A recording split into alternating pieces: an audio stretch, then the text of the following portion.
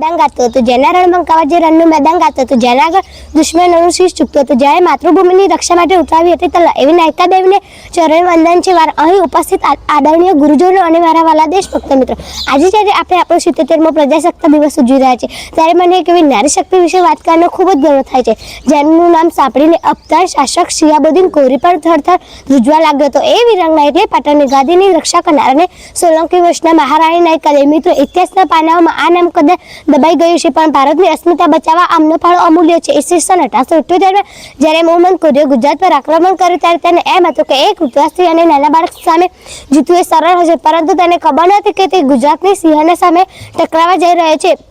ગદર ગાઢો નાયકા દેવી આબુ પર્વત તળેટીના કાસદ્રોના મેદાનમાં એક એવી વ્યૂહરચના કરી કે કોરીની વિશાળ વેર વિખેર થઈ ગઈ. વીરતાનો પરિચય પોતાના નાના પુત્ર મુરાદ બીજાને પોતાની પીઠ પાછળ બાંધીને બંને હાથમાં તલવાર પકડીને તે રણના મેદાનમાં ચાલી પડી હતી. પરિચય આ કોરી આ યુદ્ધમાં એટલી ખરાબ રીતે હાર્યો કે તે તેનો જીવ બચાવીને ભાગી ગયો અને તેને ઘણા વર્ષો સુધી ગુજરાત સામે 70,000 પણ ન કરી. મિત્રો 2026માં પણ આપણને નાયકા દેવીનું જીવન શીખવે છે કે સામે ગમે તેટલો બળવાળો અને શક્તિશાળી દુશ્મન પણ આપણી સામે હારી જાય છે.